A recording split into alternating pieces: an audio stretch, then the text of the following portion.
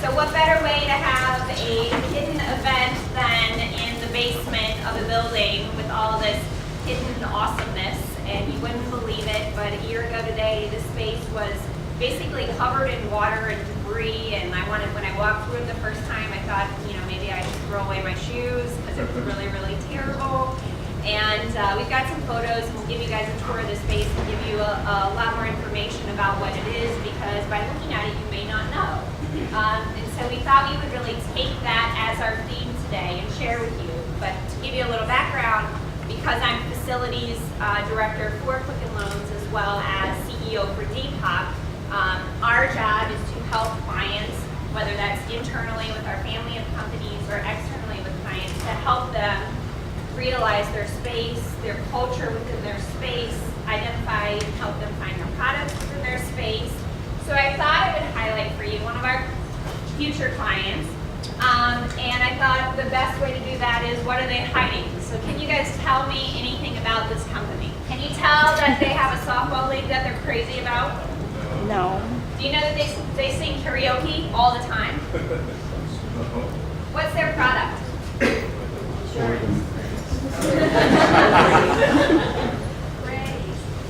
They're actually responsible for small business loans to companies where you can actually reach out to them. They're a call center environment. You wouldn't be able to tell that they're a call center. They're a really great young startup company that is really growing. They're expanding out of their space. This space happens to be in Washington, D.C., so I'm not insulting anybody that's here locally. But I use this picture because this is what I run into a lot when I walk into businesses. And the trend is really changing, right? We're seeing so many more really trying to embrace who they are, what they do, what their focus is, what their culture is, what is important to their team members. And I think as we look, especially here in our city, as we look to continue to attract great talent like what's in the room, and to expand on that, I think we really need to make sure that when someone walks into your space, you know what it's about, you know what they do. Can you look around our space and get a pretty good sense for who we are? A little randomness, right? Has everyone spotted the Howard dolls hanging around? Has anyone found Howard yet? Is he here today? I haven't seen him. It's a real man, out of his way. So, from there, we talk about our spaces. And everything you see has a hidden purpose. And from the facility standpoint, I wanted to kind of highlight for you, when we make decisions for spaces, these decisions are not just arbitrary and like, oh, we just like cool colors and we just like this and we just like that. They have a lot of function, a lot of hidden meaning behind them, a lot of hidden purpose. And so we don't approach things just at a super high level of just from a design aesthetic. It really has to play on function. So I want to highlight some of the points. I was really stressing for a long period of time over carpet, because we have slushies and popcorn and cappuccino and all these sugary drinks and Red Bulls everywhere, and these guys are throwing footballs and they're spilling these items, right? So you can imagine my flooring was pretty terrible over a period of time. So for us, concrete was super important, or because I can clean up a spill in like seconds, right? No big deal, wipe it up, keep going. Or I have this really ridiculous, everyone's seen my orange and black carpet over at the Chase building that looks like Halloween. It's actually inspired after smog in LA. It's the skyline smog. So at night when the lights are all on and what the city looks like, that's what that carpet is. You wouldn't know that, right? But that's what the designer, was inspired by, created it. And now you cannot see coffee spills on it, which is awesome. And you can't see slushy spills and those kinds of things because it hides it. So that was really important to us. We have super, super low walls, lots of bright colors, all those kinds of things, but there's a lot of purpose behind it. Everything from community trash cans to having desks up off the floor because I can clean and vacuum underneath. The sit-to-stand stations, I mean, if you look around the room, we're all different sizes, right? There's very few of us that are actually identical twins in the room. I do have two, I think. Are you identical or just fraternal? You're fraternal. And me? But what about... Oh, no, we're fraternal twins. Okay, everyone's... So I have two designers in my team that happen to grow up on farms and happen to both be twins. How random is that, right? That's kind of random. A lot of our spaces and designs and what we choose and find are that the sit-to-stand workstations are great because they can accommodate anybody. And you can accommodate your comfort. So the up-down has a real purpose behind it. It's not just because it's the coolest technology, but it's because it's the most comfort for my team members. The monitor arms give you a lot of flexibility. When you are sit-to-stand, raising your desk all day long, right, you can have your monitors up on arms, you can free up surface desk, right, because space to me is very important, as you guys know, as you look around QL spaces and the spaces that we have. So having that as an area that you can just lift it and go from there. Oh, there's the other twin. Sorry, she's hiding down there. Writable surfaces. Sorry, I was calling you. Writable surfaces are everywhere. So we just try to put a clear code because you never know when an idea is going to strike you. You never know when you want to make fun of somebody that sits next to a writable surface or point an arrow. You might want to celebrate a holiday. You never know, right? So for us, writable surfaces are super important because you never know when the idea is going to strike you. So that's why they're everywhere. And to eliminate confusion, in a lot of cases, we just clear code everything. So you never have to think about it. You can just write wherever you want. Like at first, we used to have to put these little stickers that said right here with an arrow, and then right here, go right over here, right? That was kind of confusing. So we kind of fail on that one. But it just goes to show that a lot of thought goes into all the decisions we make in our spaces. Going undercover in plain sight. So this is one of our spaces, 1001. When you're up there, you can kind of like go see the city from a great view. One of our team members actually emailed us last summer and said, why can't we have one of those viewfinders? Wouldn't that be awesome? And you can buy these things. They're pretty easily accessible on the internet. I love the internet. You can find everything. Nothing is really hidden on the internet, by the way. You can Google and find a lot of things. But we found this, and we've got great views of the city and really uncovering it. And so as you're sitting down and you're on the street level and you look up into these buildings, you may be wondering to yourself, what's in here? You know, how can these be repurposed? What are the spaces that we have that we can use and in what way? And many of you may be in great spaces here downtown, but this is just one example of how we're kind of having some fun with it.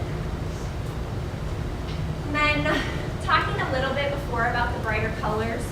First of all, I mean, most of you know what Quicken Loans does, right? But if we look at these pictures, you probably have a little bit better sense from a technology standpoint, looking at the images of, you know, what we're about. It's not that conflict before about what does this company do, who are they about. You know, you're going to see, especially on any of our banking floors, you're going to see our J.D. Power Awards on our IT floors. You're going to see our award-winning IT spaces. And being the best place to work for IT so many years in a row. And so it's really about promoting for us who we are, what we do, and how we do it. And we do that in so many different ways. This is one of them. We are very adamant about bright colors, so you'll see them everywhere. We just feel like it feels better to us. Does it feel better to you guys? I mean, most of us don't dress that well, bright colors. Maybe we're all like, right, maybe with my scarf, but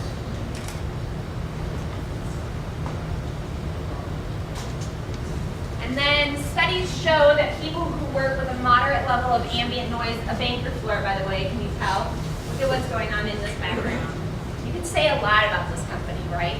If you did not know that we were Quicken Loans, we were downtown, could you pretty much assess, compared to Rapid Advance, what's going on here? Anybody? No? You can't see their personality? I got a few head shakes. Different compared to before? You really think so? This? Yeah. Really? And then you go through back to here? You can't, oops, I went too far. That guy?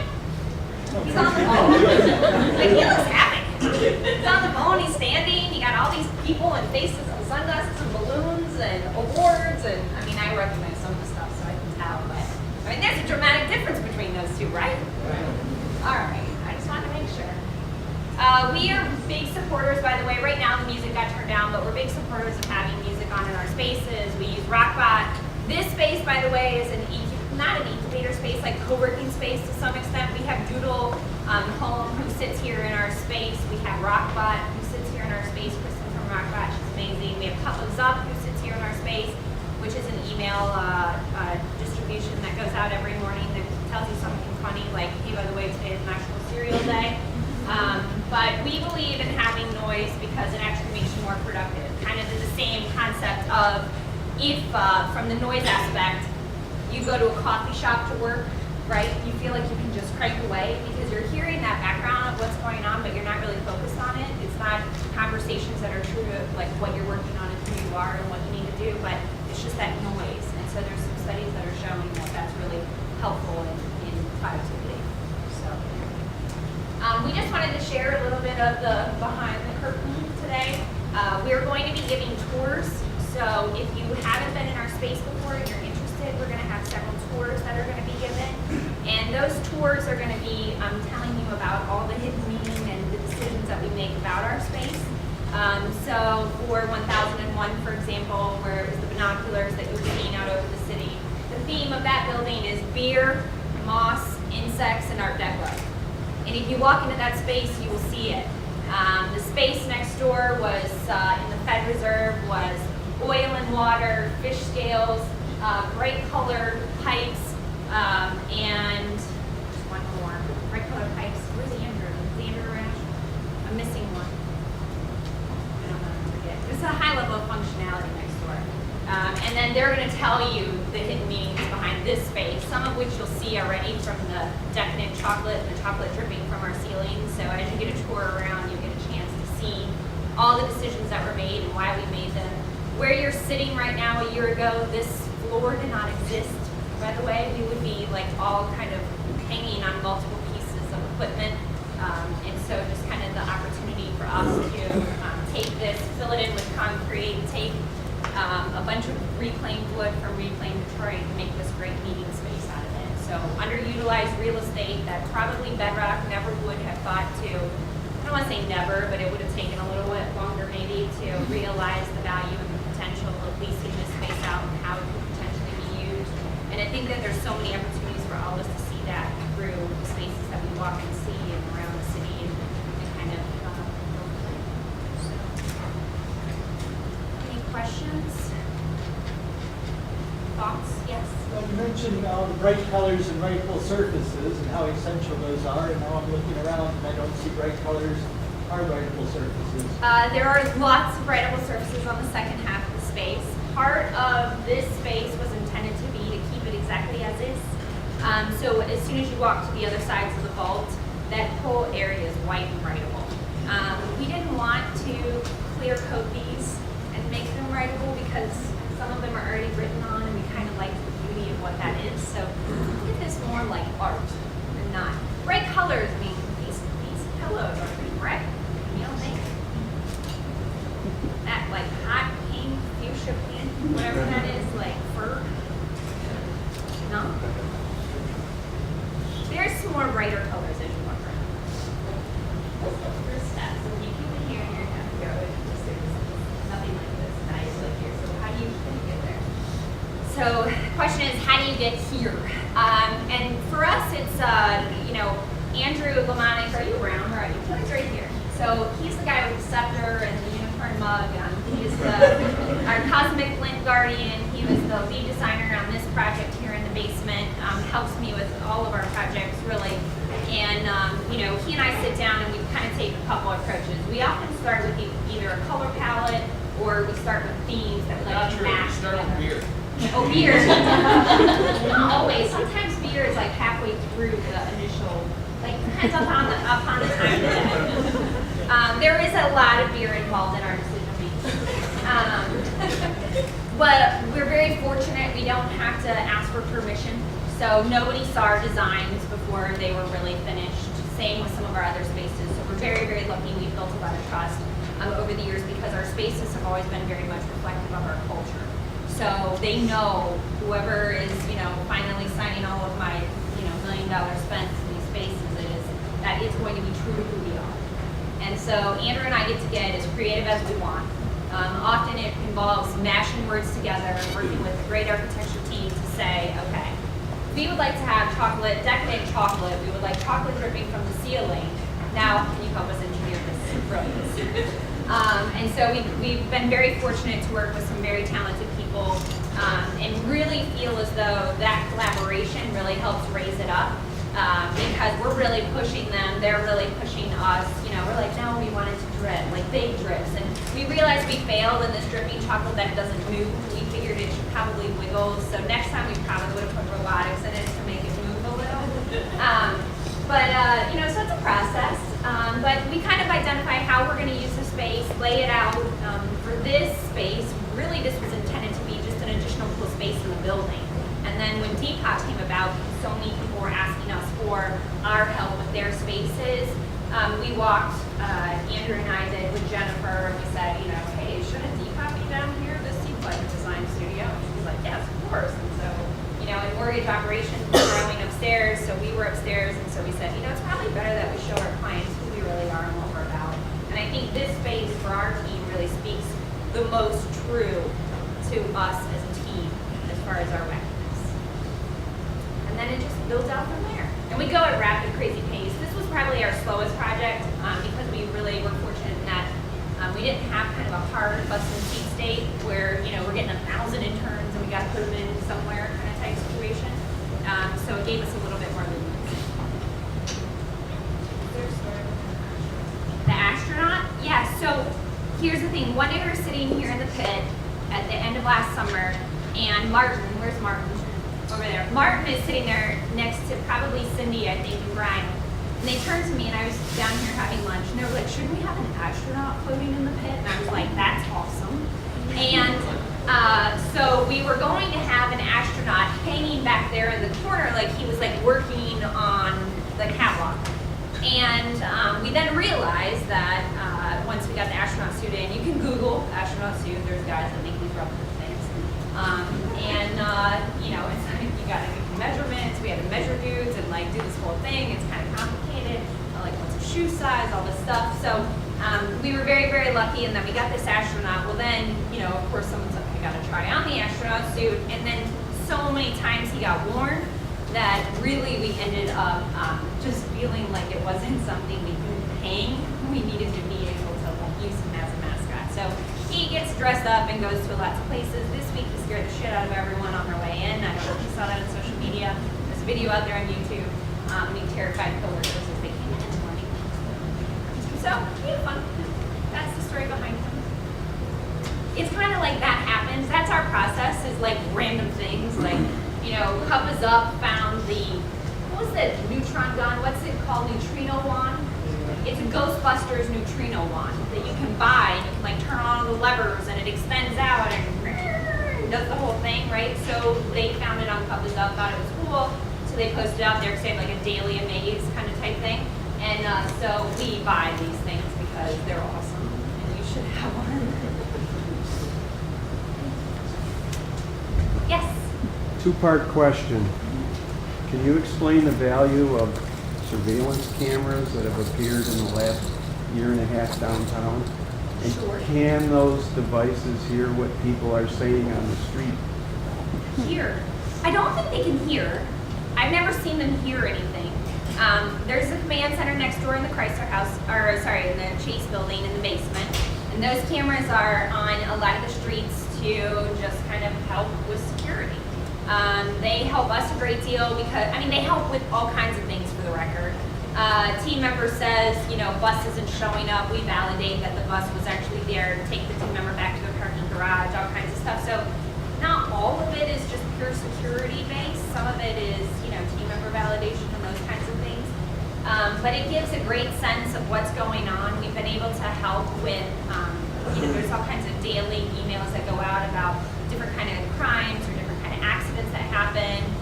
But a lot of it is quieted down quite a bit because of this as well. So it's been a really, really positive thing for us so far, and being able to also help police with that imagery of what's going on. Also, you know, to deter some people from taking chairs and plants, you know, Christmas trees were stolen, things like that. I have a question. Where do you and your team find inspiration? What really energizes you? Beer.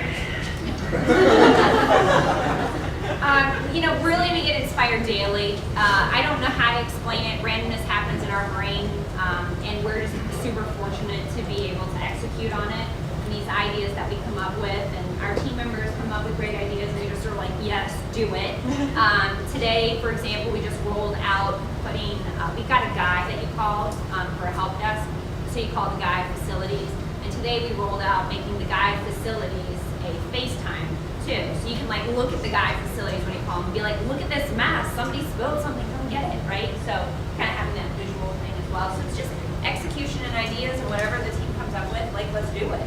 And not all the ideas are expensive, by the way. A lot of the ideas are either stuff we already have or just an improvement on process. Yes. Do you have bobblehead dolls for all these people? No, but we do have some bobblehead dolls. We did a whole thing for a reception desk at one point in time when we first moved into Chrysler House, CompuWare, where the reception desk, instead of having that boring gold nameplate that you see at every reception desk that says what the person's name is and then they're there that day, we gave them bobbleheads. They're kind of a pain in the butt, and they don't really look that likely of the person, so we kind of stopped buying them. I mean, you asked, we really do these things. So, first, I don't mean to be negative on it. I'm just really curious because I really love what you're doing here. Is there cultural bias? Like, for example, I find when I talk to people over 40, they prefer a quiet environment. But when I talk to people under 30, they can't think unless there's music. No, so I would say, I think it depends upon the individual. Because I don't think, I know plenty of, my younger staff members too, if we're talking age in this particular case, that do prefer quieter areas from time to time. It depends upon the type of work you're doing, what's going on with you, it just depends. Like, and I don't think it's a age thing per se. I just don't view it that way. And the thing about it is when you come to interview here, we just have a new hire, I keep calling him out this week, but Roland Day is a brand new guy on our team. When he came here for the very first time and walked our space, there's no vagueness about who we are and what our environment is like. And just as important as it is for me to think you're a good fit for our organization, you have to feel like you're a good fit for that organization as well. I think that works mutually beneficial to both the individual as well as the company. And so if I'm vague and I take you to a conference room upstairs off of the main lobby and interview you there and you never get to see the environment, and then the first day you step out on the floor and you're like, whoa, this is not for me, like that's the experience, right? So I think it's being true to who you are, making sure it's evident in what you do and how you behave. Like when we interview people, they hear the music and there's no censorship to our music and it's just craziness, and like if this is the environment you're excited to be a part of, then this is for you. Yes. Well, it's obvious it's not a law office, but what do you really do? I have a lawyer in the group. Where's Brittany? We do have an attorney. What do you do here? We are a design firm. So there's 4 companies that sit in this space. Quicken Loans facilities team sits down here. So purchasing, facilities, the guide facilities, so the FaceTime guys that you call too hot, too cold, project team that run and execute on any kind of project that lasts in facilities longer than 1 day. We have a design firm, which is Depop. They do design, workspace planning, furniture procurement, with a heavy emphasis towards facilities and function. So I've got a designer who absolutely adores mirrors, and I always tell her, no, you cannot use them because from a cleaning standpoint, I do not want to deal with that every day. So that's kind of what we're about. We're helping our clients realize their space needs, and we are not architects though, even though we do have some architects in the mix.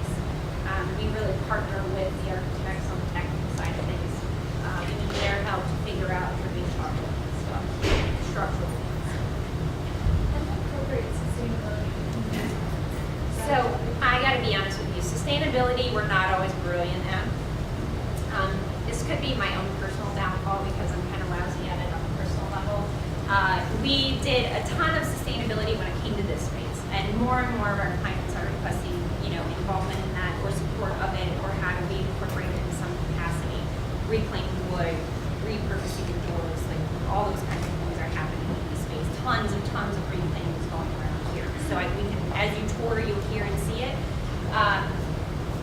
software build out was a LEED certified interiors tenant improvement space, so we did get certification, but not at a particular level. Some of our buildings that we look at to move into, we do have some challenges with the base building infrastructure on the mechanical side of things, which immediately shut down our opportunity because the efficiencies of those systems are lack thereof right now. It's just a huge capital investment to make those changes for us to really be awesome at it. So we're trying to be better. We have all kinds of little things we do as far as the green team goes.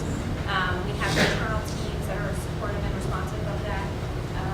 We're looking for cool products, but we're not, down up to see what we have yet.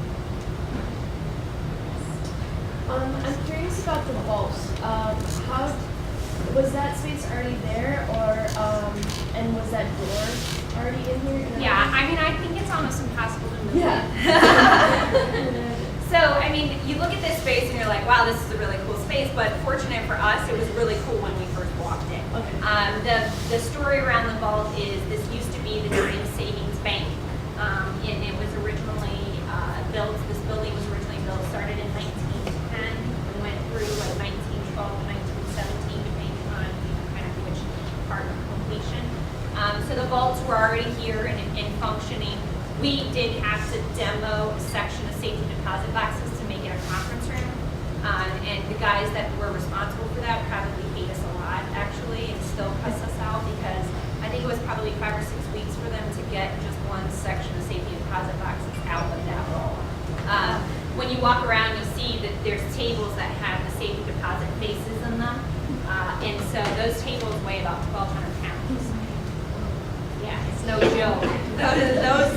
We're super lucky that mechanically there was no elevator coming down into the space, so they had no way to get the stuff out of the basement because honestly, I think had they had that capability, a lot of stuff would have been scrapped, like these doors that you see that just cover up typical IT closet doors, like roaring AT&T telco rooms. Those doors are crazy heavy and we scrap them and be, slightly richer. And luckily they couldn't get them out because they're too damn heavy. Yes? When you came into this space, how did the lack of daylight, does that impact you? We have skylights on the other side. Yeah, so it's a big concern in the basement. So here and next door, we actually put skylights in. So in the team member area that sits, not back here, but in the team member area that sits over where all the writable surfaces are, it's much brighter over there, not just because of the writable surfaces, but because the whole ceiling is skylights. Bedrock had to replace the sidewalk anyway because of all the leaks. I told you earlier that there was like 6 inches of water in the space when we moved in, or not when we moved in, but when we first walked it. And so they had to replace the sidewalk anyway. And I said, well, you're replacing it. Shouldn't we put skylights in? That feels like a good thing. And so we did. Oh wait, hold on. He's been raising his hand like 22 times. Can you speak a little more to your hiring process? When you're bringing in a team member, how much of it to do this kind of work is about identifying your overt talents and how much of it is about finding your hidden talents? How do you do that? Good question. I think we probably asked some pretty weird questions compared to like what is HR approved? Howard's our HR guy. Like Andrew's been known to ask, your shoe size and random stuff like that. We brought a shake to one of our interviews once, a hot pink shake. So when you're coming to our interviews, you're probably got a little bit of a personality to begin with, and you're probably interacting with us. We do team interviews. We meet people, it's very casual. We meet you multiple times.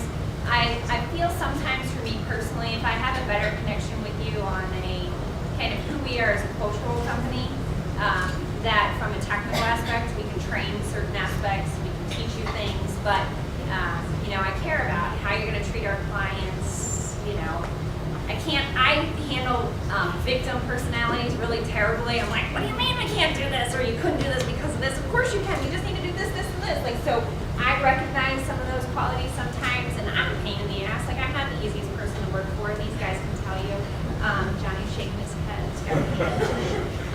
So it's about the fit and conversation, lots and lots of questions.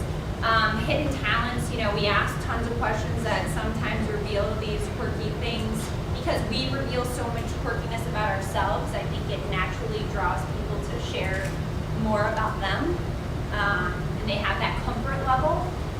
we've had people come in and they're like, I need my private office, I need to have a view, Jennifer Gilbert and I sit right up front here, like we don't have offices.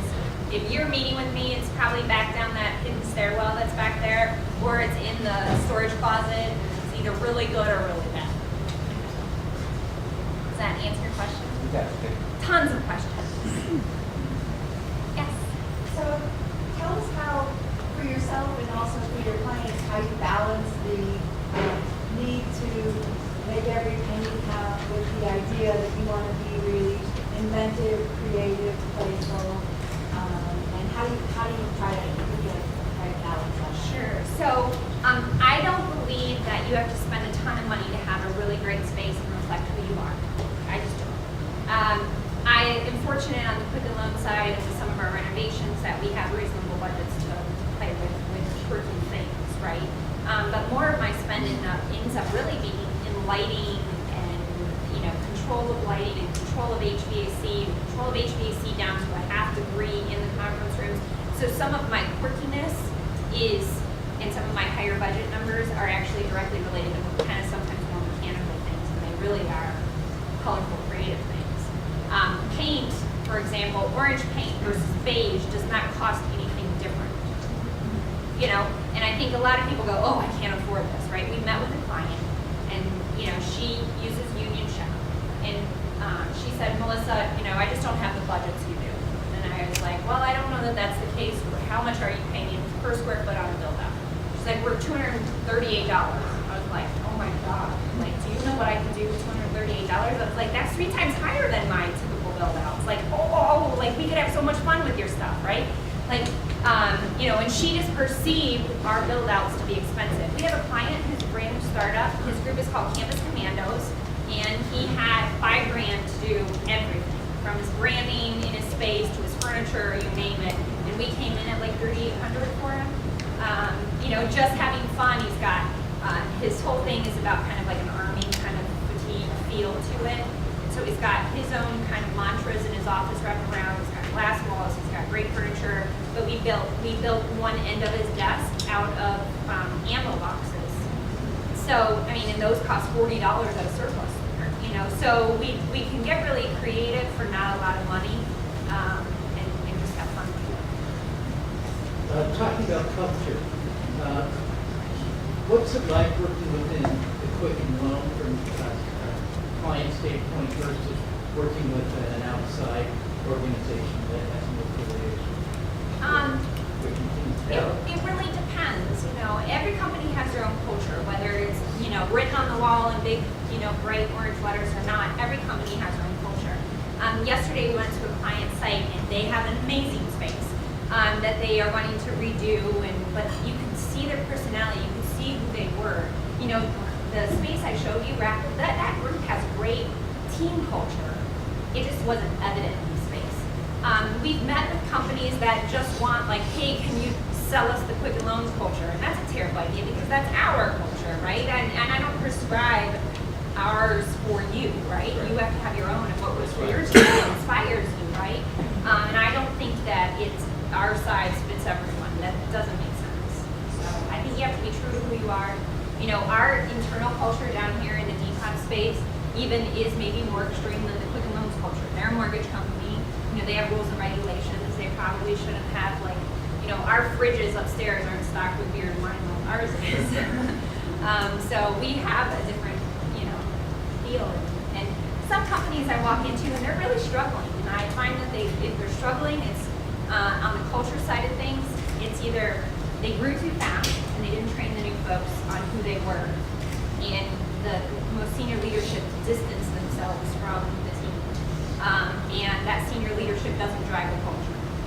Our senior leadership up to Dan drives our culture, it's top down in that respect, and he expects the return back.